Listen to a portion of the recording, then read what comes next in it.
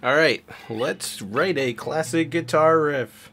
Classic rock guitar riff. We're going to use the E minor blues scale because it's a quintessential blues rock scale, which is 6 open, 6 string 3rd fret, 1st finger, 6 string 5th fret, 1st finger, so slide it up, 6 string 6th fret with the 2nd finger, 6 string 7th fret with the 3rd finger, 5th string 5th with the 1st, and 5th string 7th with the 3rd. So that gives us open 3, 5, 6, 7, 5, 7. Minor blues scale. It keeps going, but we're just going to use 1 octave. This last note on the 7th fret is the same as the 1st note, but we're going to count it twice for this riff writer. So that's total, how many notes? 1, 2, 3, 4, 5, 6, 7 total notes in this scale. So here's what we're going to do, and you can do this with any scale that you know. If you're having a hard time coming up with riffs, take 4 random numbers, 1 through 7, because you got 7 notes in the scale, so we're going to pick 4 random numbers. I'm going to go 5, 1, 6, 3. So those are my numbers, 5, 1, 6, 3. So I got to count up and find the 5th note.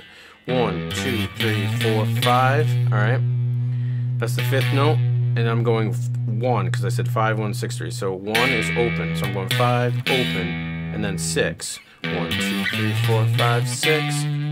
So I'm going 5, open, 6, and then 3. 1, 2, 3. So my whole riff is 5, open, 6, 3.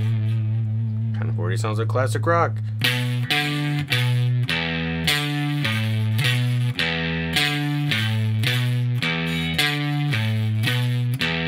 Alright, so I didn't assign any rhythm to this other than just quarter notes, but we're going to do it in, try to find something that's rather symmetrical, so do it in groups of 3, groups of 4, groups of 2.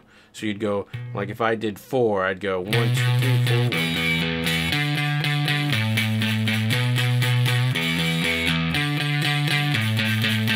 Alright, that's a basic pattern. Now, a lot of riffs will double the last note, so if you're going to go all 4, sometimes the last note would be 8. So check this out. 1, 2, 3.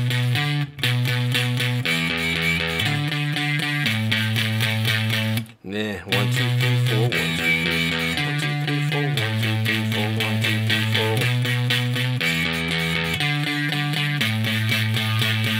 4. Nah, for this riff it doesn't work, in my opinion. So let's try doing this in power chords, because sometimes that changes the sound of your riff, you know, where you like it more. Power chord would be 2 fingers, 2 notes. For this first one, it's 6 string 7th fret, and the power chord note, or the 5th, on the top is the 5th string 9th fret. So I'm going to go for the first power chord, which is for the 5th note of the scale, to an E, which is the first note, and an open power chord looks a little different because you don't need 2 fingers for it, because one of the strings is open. So 6th string open and 5th string 2nd fret. So I got, and then I said 6th note of the scale, 1, 2, 3, 4, 5, 6. 6th fret, or sorry, 6th note in the scale, it's actually on the 5th fret, to the 3rd note of the scale. So I got,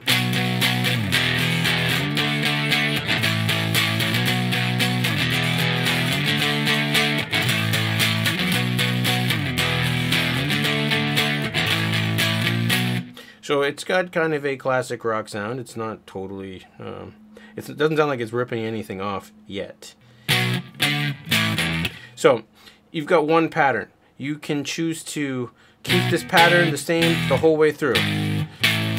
You can choose, a lot of songwriters like to alternate the last note of the chord or the last note of the riff. So every time they play the riff, the last note is different. So as it is now, I've got 5, 1, 6, 3. Maybe the last time I would pick another note. It doesn't have to be a different note. It could be one of the same notes you've already played, or it could be something you haven't played yet. Let's try 7. So the last note of the scale. So 1, 2, 3, open 3, 5, 6. That's the 7th note, is the 7th fret on the 5th string. So my chord, so my riff is going to be 5, open, 6, 3, 5, open, 6, 7.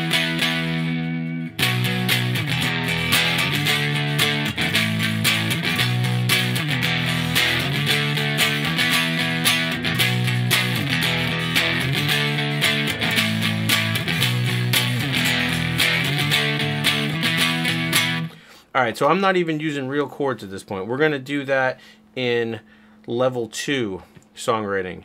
As it is now, it's just single notes for riffs and power chords. In terms of using this in a song, you can use a lot of things where you just stagger the rhythm of the same riff with the two most important things: contrast and space. So contrast would be something like, instead of you strumming this 4 times, you use contrast, aka space, to, let's say, just strum it once a piece.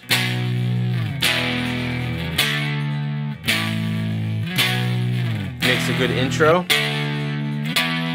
makes a good bridge. Space is one of the things a lot of guys don't write with. They want to fill, as a guitar player, you want to fill every note. You want to be the guy who's writing the song. But you got to remember, you have an entire band who's also going to want to play with you. Or even if you're not playing with the band and you're just recording yourself, you have to leave space for the other instruments you want to put in, like your bass player, maybe a second guitar player or a piano. Maybe, you know, the drums. So you want to be able to write for a band, not just a guitar player. Which means even if you leave space, your bass player could be going. He could be doing a lot more of the busy stuff behind you. So you're more outlining the chord progression, which is a good way to leave space for things like lyrics, because you don't want to run into the everybody's playing full force and as many notes as they can, so there's nowhere to put your words. So these are some of the techniques you can use. Maybe you wanted to speed it up, so you, instead of going 4 times, maybe you want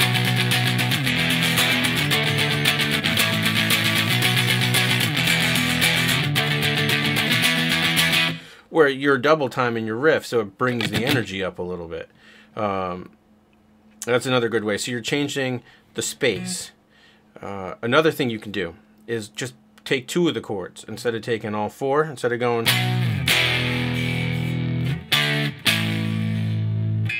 so I would do 5 open, let it breathe.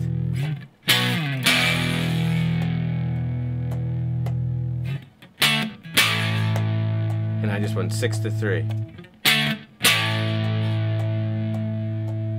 5-1.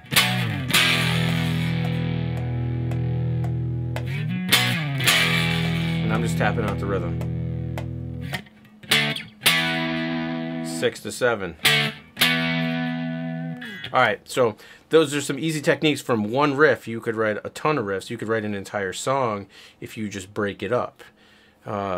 This is where having a way to record your ideas is going to come in handy. So a computer or a laptop or your phone even. You can get an audio interface for your phone nowadays. The iRig is pretty cool. It's actually what I'm using coming off of my console to capture the sound. So you got a lot of different opportunities. You can even use your phone without a audio interface by just using the voice recorder app in it. The benefit to having an interface would be you could multi-track parts, meaning you could record more than one instrument. You could have virtual instruments like drums and any other, you know, instrument you don't own, bass, piano, strings. You could sample yourself. There's all sorts of things you can do. So we're going to cover that in part 2, where I take this riff and start to record a song with it. So subscribe, guys, if you like this. Please like it, and thanks for watching.